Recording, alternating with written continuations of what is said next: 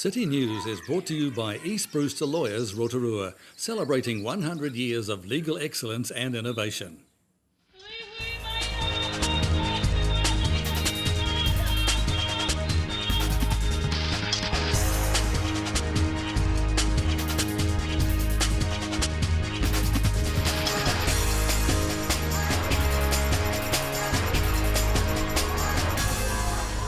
Good evening at Rotorua. Tonight on City News.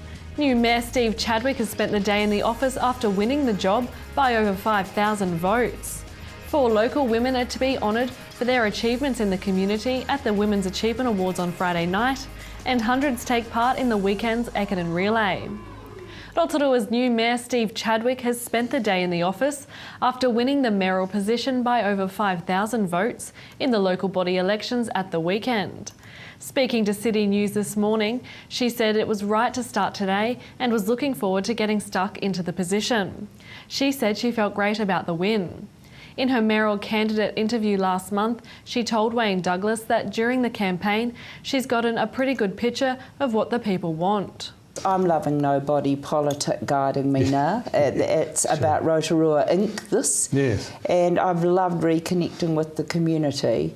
Their expectations are realistic. They want to have hope of the future.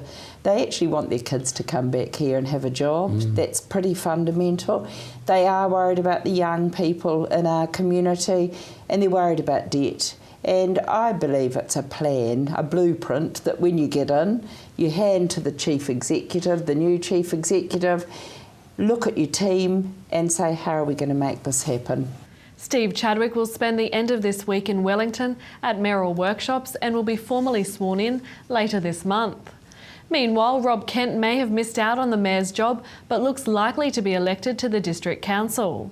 Mr Kent is one of 3 new faces on the council, along with Tanya Tapsell and Peter Bentley, husband of Maggie Bentley, who stood down at the end of this term.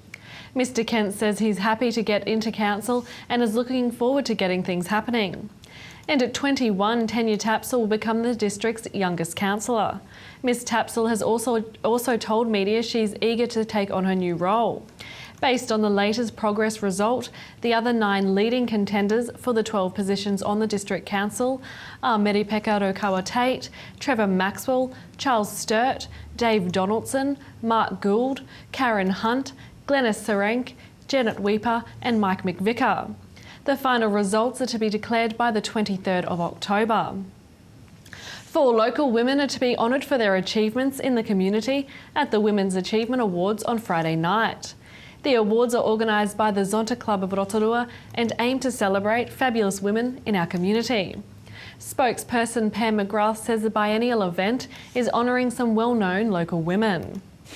We've got 4 women and they come from the 4 areas of professional areas. We've got Jenny Nahu, who represents as a sporting person. She's been involved in rugby league in Rotorua for a long time. Alison Zanelli is involved with the arts. She's a music teacher and does a lot of work in that area. Barbara Cook, who gave us the amazing wearable arts. Wearable arts. And then the last one is Kathy Cooney, who has done an amazing amount of work up at the Rotorua Hospital. In sport tonight, hundreds of runners and walkers braved Saturday's squally weather to take part in the Rotorua Ekiden Relay. Nice work, buddy. Good job. Good job. Come on, man. Take it in. Good. Oh, we are from Japan. Kobashi crab. Yeah! Oh my God! Nice work.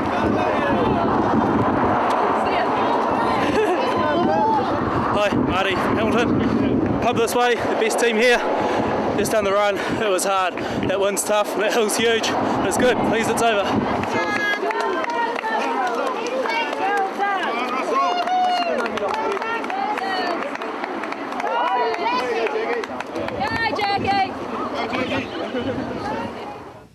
And the Wanganui Collegiate boys team took out the Ekiden Relay around the lake in a time of 2 hours and 44 minutes. To your weather update now. Tonight, northwest strengthening with an overnight low of 11. For tomorrow, Tuesday, rain clearing in the afternoon and then fine with a westerly change, a high of 15 and a low of 4. And the outlook for Wednesday, cloudy periods increasing with a few showers, westerlies, a high of 15 and a low of 4. And marine weather for Tuesday, changing westerly to 15 knots in the morning with waves easing to half a metre or less in the morning, with poor visibility and rain with heavy falls easing to a few showers in the morning and then clearing. Remember, for program listings or to upload your videos, check out our website tv.rotorua.co.nz, or you can see updates on our TV Rotorua Facebook page. Coming up after the break, Ian Edward has news about this year's Waiariki Institute of Technology New Zealand Aria Singing Contest. We talk with JP Jane Richardson about the importance of jury service. And Gary Dender is calling on cricket players to get a team together for this season's Business House competition.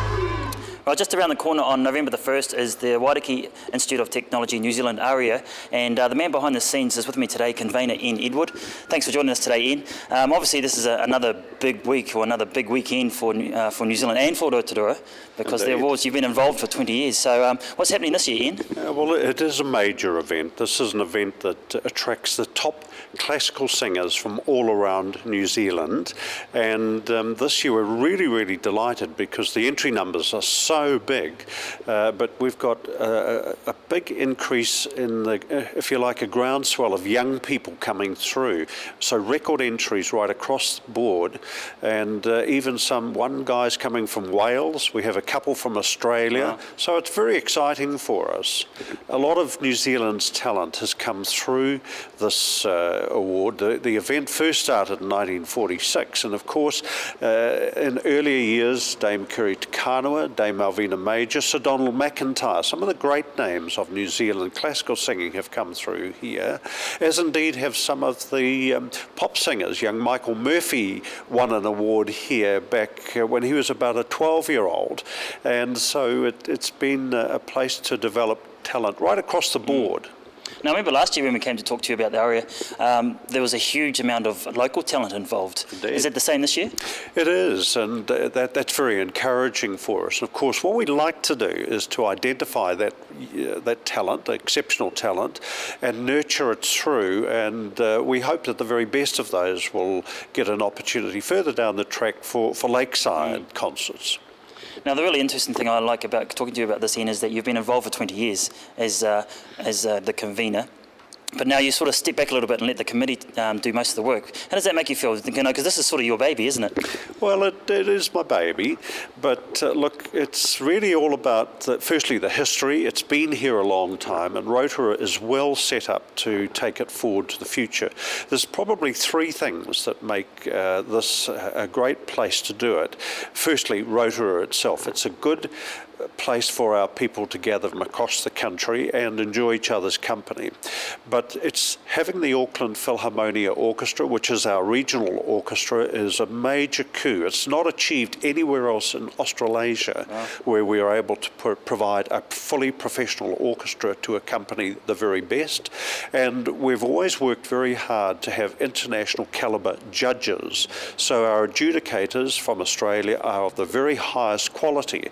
Now, the two main ones this year, Graham Pushy is an international artist in his own right, but he's also now head of Australia's biggest arts engagement organisation. Bernadette Cullen is the other artist that will be there, and she's got a true international career of performance in every opera house in the world of count. Wow. So we're really favoured there. But for our young people, we've got judges from Auckland and Nelson. They are right at the very top, so our young people are going to get wonderful help from Nancy Wolford and Janice Webb, and then in the Maori song section, which we are very, very proud of, up at the Waiariki Institute of Technology on the Sunday, Leon Forakura and Timur Brennan are the adjudicators there. So look, it's a great opportunity for any person who's on the way to hone their skills and be judged by the best. Is this the first year that Waiariki Institute of Technology has been the major sponsor? No, indeed, their association sponsor has been with us now for about 4 years, and we are very, very grateful to their ongoing support. These events, cultural events, cannot be done without the support of major sponsors. The reality is it'd be about $300 a ticket if we didn't have a sponsor. So if people wanting to get tickets, they can get them here at the convention centre? They most certainly can. And look, you need to get in quickly because we have another major to this year's event, and that as guest artists, we have the Chapman Tripp New Zealand Opera Chorus performing as the guest artists. Only once ever have they been before here in Rotorua, so we're going to have 36 opera singers, the chorus of Opera New Zealand on stage, and they alone will be worth the admission money. So the key thing for anybody watching is that they need to get in here and get tickets before the November the 1st, which is the start date. You're really going to have to. There'll be queues, I can tell you now. There will be queues waiting to get in on that Sunday night. That's November the 3rd. And just before we go in, one final question. Now, Lakeside, I know you're involved with that, and it's just around the corner. Any updates on that so far? Well, Lakeside 2014 is set for the 22nd of February, and it's going to be just another wonderful, wonderful event. Have to keep it under wraps at the moment. The launch date for that is the 22nd of October, but I can tell you it's something that it's a group of performers. Whilst they're iconic New Zealanders, they have never performed ever together, and this will be history in the making. It's going to be a great event. We look forward to that one. Thank you, Ian.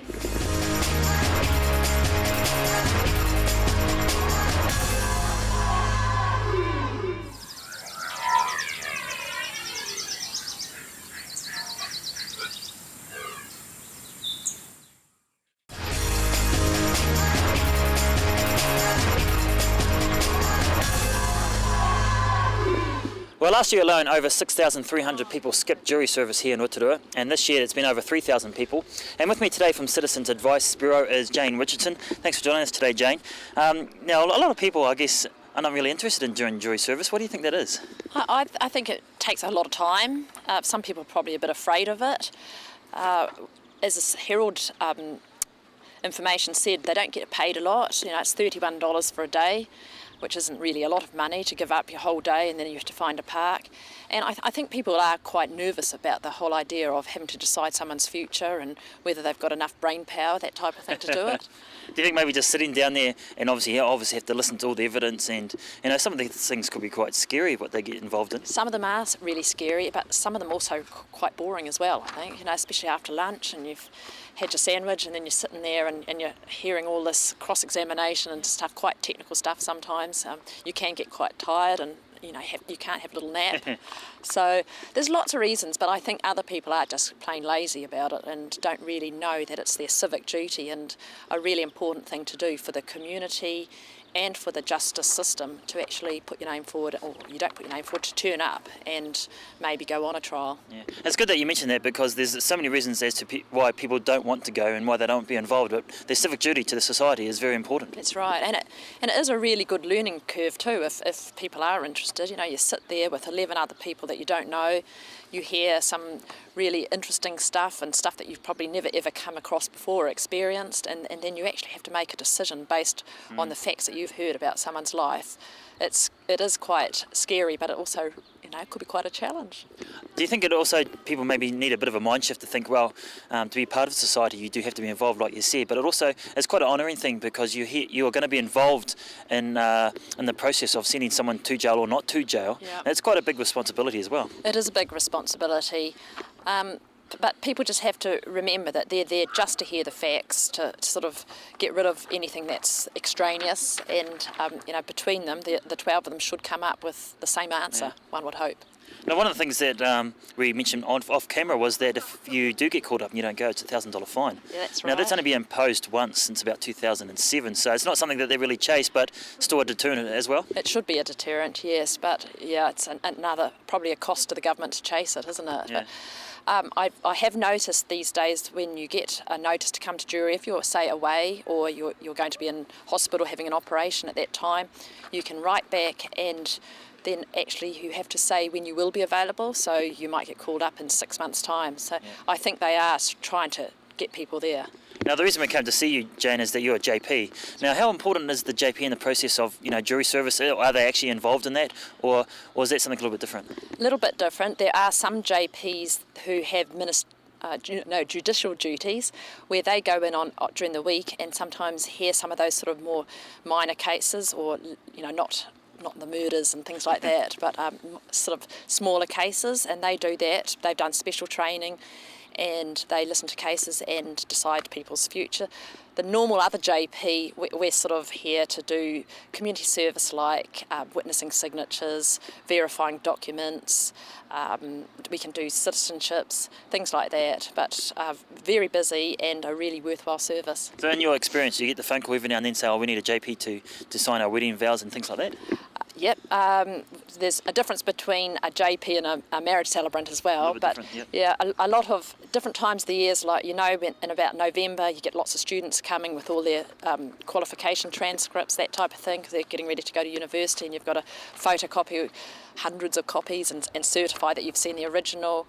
We get a lot of new migrants coming in wanting to sponsor other family members, that type of thing, and you take statutory declarations for them, all sorts of things. So can anybody become a JP?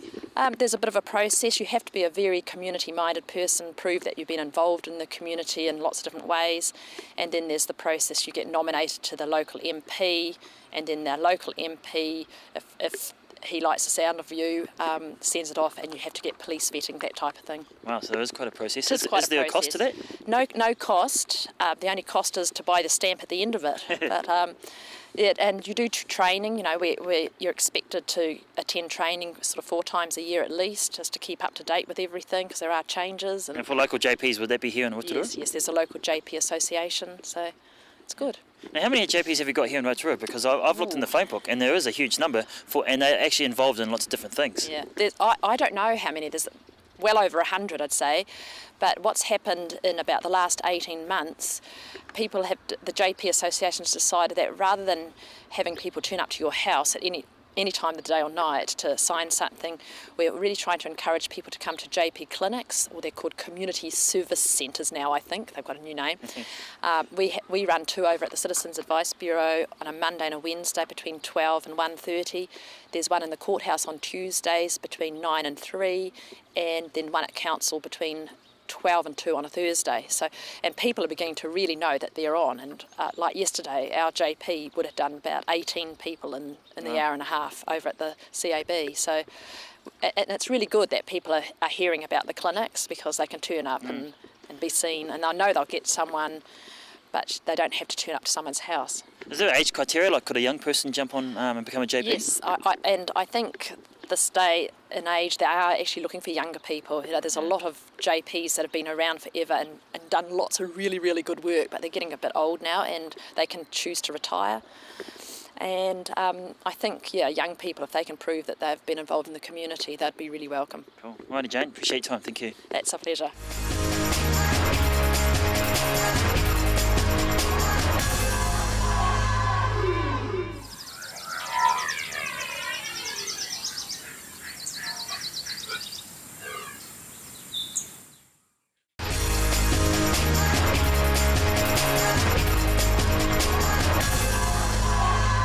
Well, way back in the 1970s here in Rotorua, Business House Cricket was launched, and the 2013-2014 season is just about underway. And the organiser behind the scenes here for the Rotorua Business House Cricket is Gary Dender. Thanks for joining us today, Gary. Now, 1970s, 30 years ago, Business House Cricket started. That's a huge history here for our little city. Oh, very much so. And I guess it was one of the first of the twilight sports that really took off.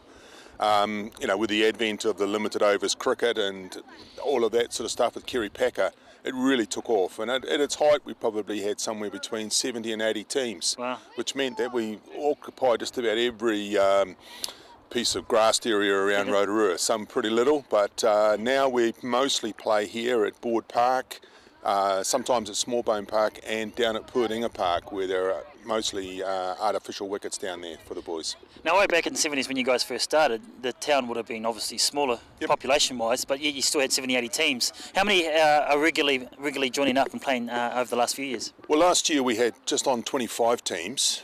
Teams usually somewhere between 8 and 12 players. I guess one of the things that's had a bit of an effect on us is the fact that there are lots and lots of other twilight sports, whether it be touch or bowls or golf and those sort of things. But we've still got some guys that are playing that were originally playing back in the late 70s, early 80s. And we've got quite a few kids playing in it as well. So, we've got a couple of generations, or 3 generations, mostly playing in the competition. Now, business house cricket isn't to the full normal 2020, is it? It's a little bit more social and the rules are a little bit more relaxed. A little bit more relaxed. We play 8 ball overs, which is a little bit different. With 16 8 ball overs, so it typically takes somewhere between 2.5 hours to play. We don't count wides, because otherwise we'd be here all day. Is it just because of the quality of cricket, or what's the reason?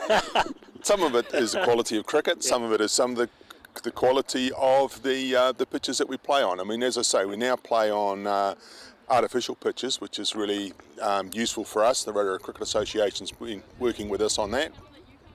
We don't play LBWs because, again, they're always hard to decide, but it does mean that guys can have a bit of fun. We do make guys retire at 40. And so in the 16 over game, you can actually get some teams that will actually make up to 200 runs. And some teams that will be out for 30 runs. Now, I've come down and played a few games for one of the teams in the Business House cricket competition, and I've noticed that there's a lot of banter going on between the teams, so there's good rivalry, isn't there? Oh, huge rivalry, and because some of us have actually been in the game for quite a long time, a lot of the teams know each other, and EP Stags, which is the team I play for, has been in for the whole time, but there are teams like Frick, which is the FRI Social Cricket Club. They've been in just equally as long, and some of the other teams that have been sort of more recently in. But yeah, we've all known each other for a lot of time. A lot of the guys still do play Saturday cricket, and we've got some reasonably serious cricketers amongst them, but it's played in a very social way.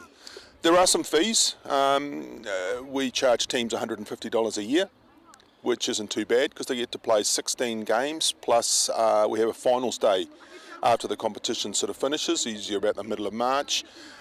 Everybody's able to play in the finals day, and basically it's down here at Board Park, and we play a bit of a round robin, and have a few barbecues, and occasionally a little bit of other fluid. Good stuff, right? Thanks for your time, Gary. Sounds like Business House cricket can be quite a social event. That was reporter Alan Solomon talking with Gary Dender. You can catch the full City News program online at tv.rotorua.co.nz. And don't forget, if you have any news or an event that we can support, you can call the station on 0734 88 984 or email news@tv.rotorua.co.nz. Thanks for watching tonight. For Māori Air.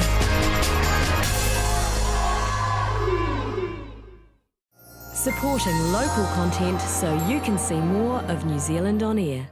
City News was brought to you by East Brewster Lawyers Rotorua, celebrating 100 years of legal excellence and innovation.